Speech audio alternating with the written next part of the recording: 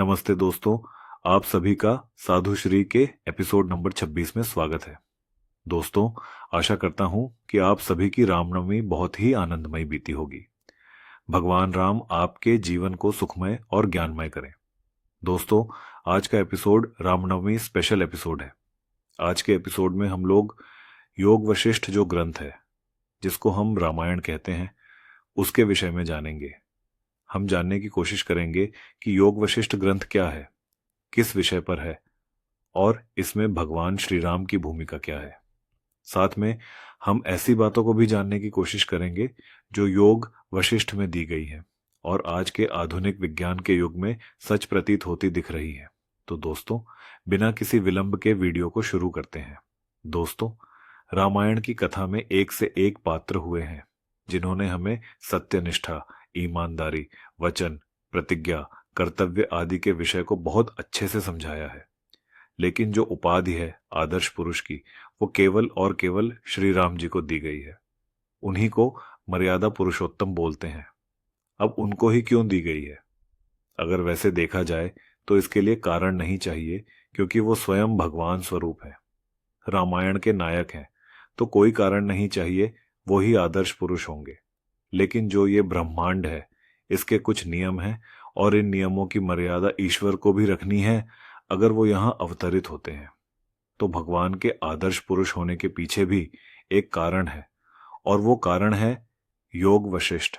अगर भगवान राम राज्याभिषेक के विषय पर प्रसन्न नहीं होते, उछलते कूदते नहीं हैं और वनवास के प्रस्ताव पर दुख नहीं मनाते, शोक नहीं मनाते, तो कोई ना कोई तो कारण जरूर होगा।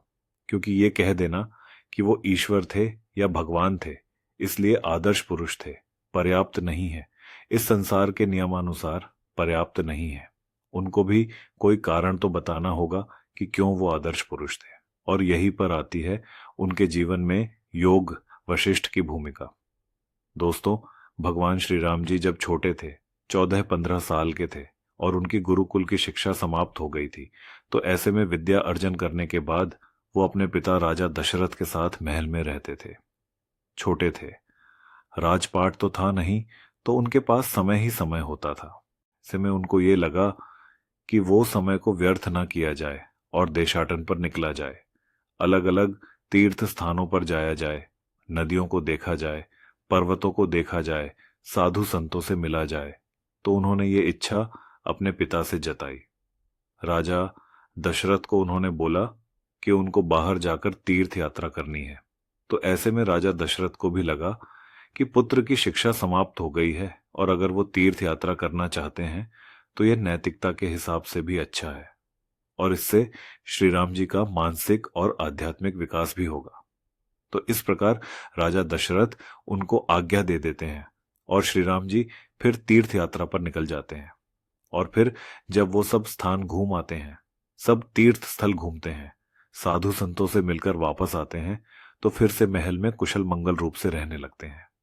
दोस्तों, जीवन कुशल मंगल कट रहा होता है कि ऐसे में विश्वामित्र, आप सभी को पता होगा, राजा दशरथ के पास आते हैं और श्री राम जी को अपने साथ ले जाने के लिए अनुमति मांगते हैं।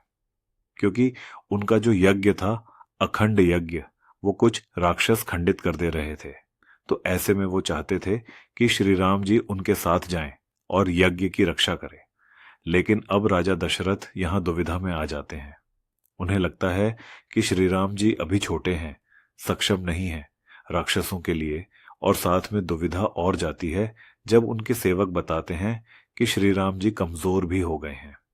जब से वो तीर्थ यात्रा से लौटे हैं, तब से ना उनका किसी में मन लगता है, ना किसी से बात करते हैं, ना समय पर खाना खाते हैं।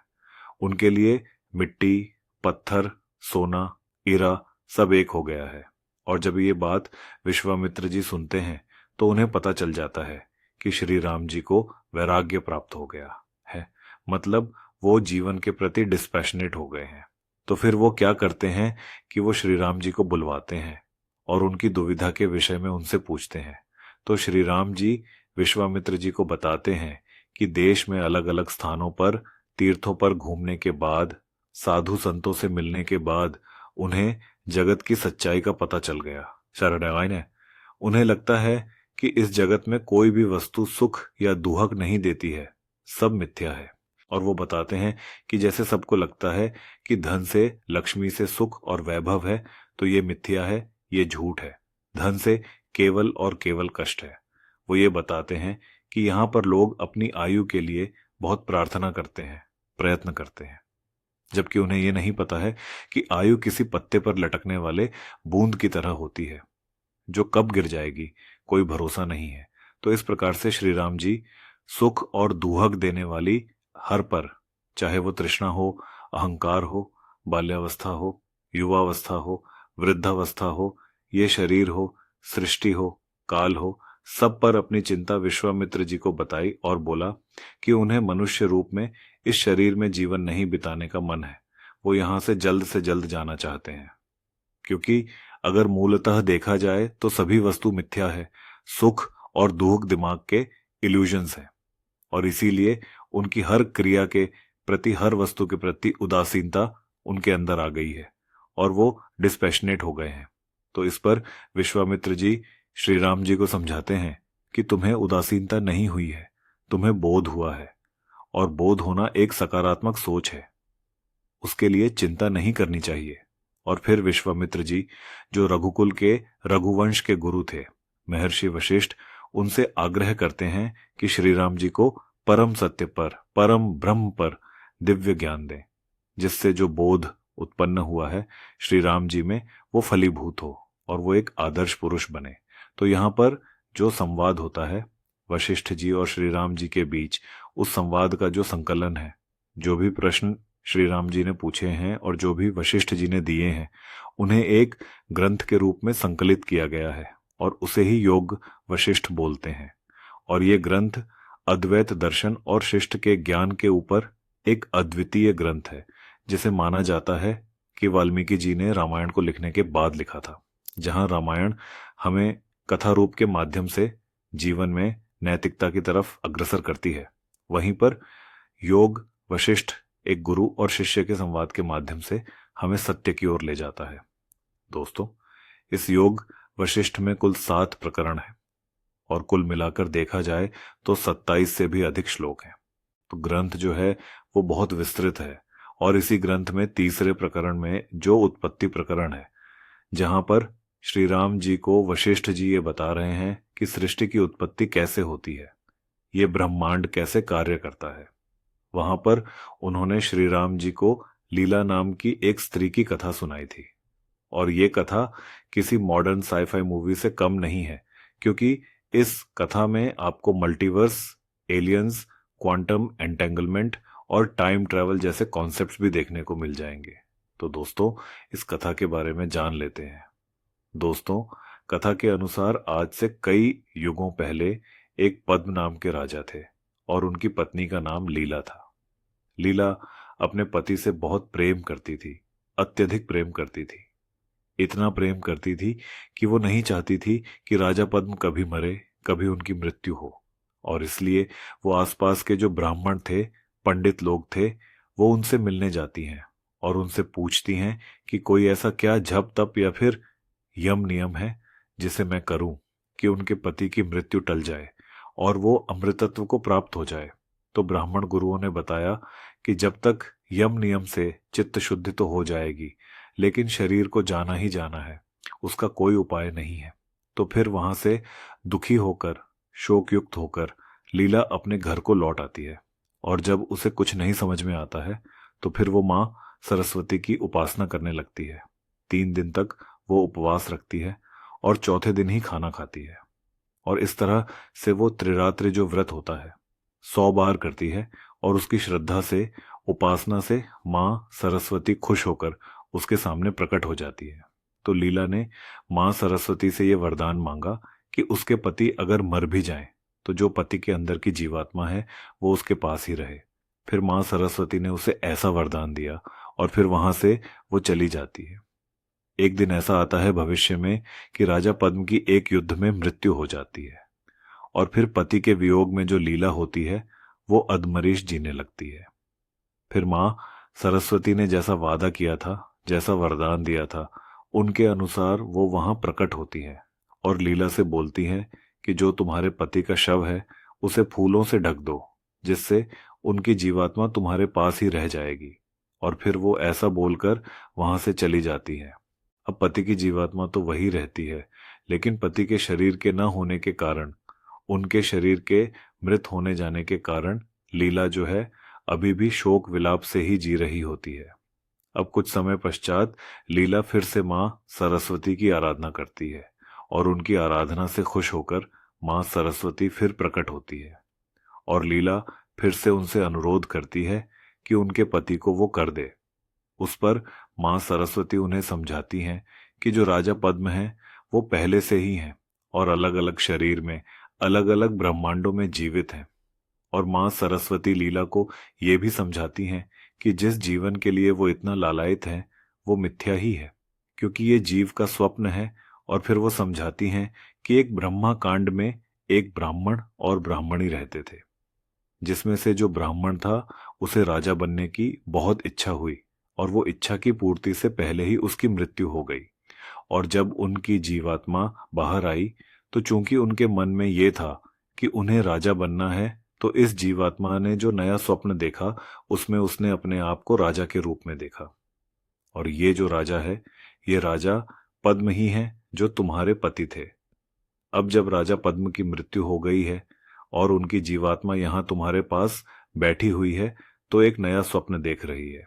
और इस स्वप्न में वो एक नए राजा, राजा विधुरथ बनकर एक दूसरे ब्रह्मांड में भाषित हो रहे हैं। और ये एक ही जीव के अनंत स्वप्न हैं जो एक साथ घट रहे हैं। इसका मतलब स्वप्न के अंदर स्वप्न चल रहा है, जैसा कि हमने इंसेप्शन मूवी में देखा था।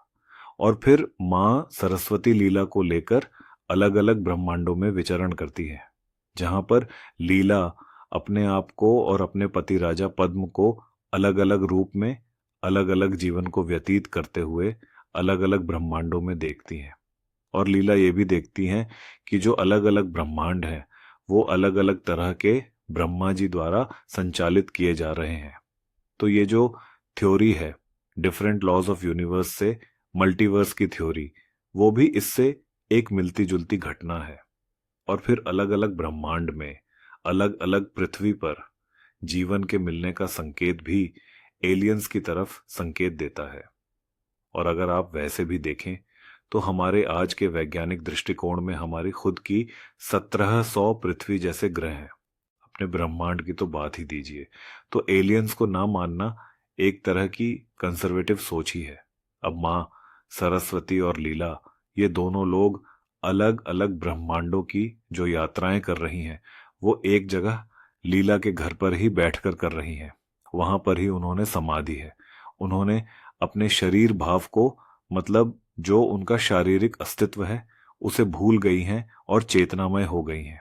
और अब अरबों प्रकाश वर्षों की दूरी को केवल कॉन्शियसनेस से ही तय कर रही हैं। तो इसमें हम देख सकते हैं कि क्वांटम एंटेंगलमेंट का जो सिद्धांत है उसका कुछ हमें प्रतिबिंब देखने को मिलता है। और कथा में अगर आप आगे बढ़ें तो हमें यह भी पता चलता है कि समय काल ये एब्सोल्यूट नहीं है, ये यूनिडायरेक्शनल नहीं है, क्योंकि माँ लीला और सरस्वती जी भविष्य में प्रतीत होने वाले सपनों में भी जा पा रही हैं और वही भूत में भी भाषित होने वाले सपनों में प्रवेश करती हैं। तो ये सभी एक साथ घट रही होती हैं। सारे समय एक ही समय पर ओवरलैप कर रहे होते हैं और इसलिए इस कथा में समय को यूनिडायरेक्शनल या एब्सोल्यूट नहीं माना गया है। जैसे कि आइंस्टाइन ने भी हमें बताया कि समय जो है वो रिलेटिव है। तो दोस्तों, हम देख सकते हैं कि क्वांटम एंटेंगलमेंट, मल्टीवर्स और टाइम ट्रैवल, ये सभी एक ही कथा में देखने को मिल जाती है। और अगर हमारी फिल्म इंडस्ट्री इस पर कोई एक मूवी बनाए तो बहुत ही बेहतरीन मूवी बनेगी। हम भी एक अच्छी साईफाई मूवी प्रोड्यूस कर सकते हैं। और ये संकेत है कि हम ऋषि मुनियों के, जो प्राचीन काल के ऋषि मुनि थे, उनकी इमेजिनेशन कितनी गहरी थी। तो दोस्तों, मैं आशा करता हूं कि आप सभी को समझ में आ गया होगा कि योग वशिष्ठ क्या है, भगवान राम आदर्श पुरुष कैसे बने और कैसे योग वशिष्ठ सृष्टि की उत्पत्ति, स्थिति और प्रलय को लेकर एक बहुत ही गहरी फिलोसॉफिकल पुस्तक है। दोस्तों, अगर आपको वीडियो पसंद आई है तो अपने दोस्तों और परिवारजनों में ज़रूर शेयर करें। चैनल को भी सब्सक्राइब कर लें, क्योंकि हम लोग हर हफ्ते ऐसे ही भारतीय संस्कृति और विज्ञान से संबंधित वीडियो लाते रहते हैं। दोस्तों, अब मैं इस विषय को यहीं पर समाप्त करता हूं। अब मैं मिलूंगा एक नई वीडियो में नए विषय के साथ। तब तक के लिए जय श्री राम।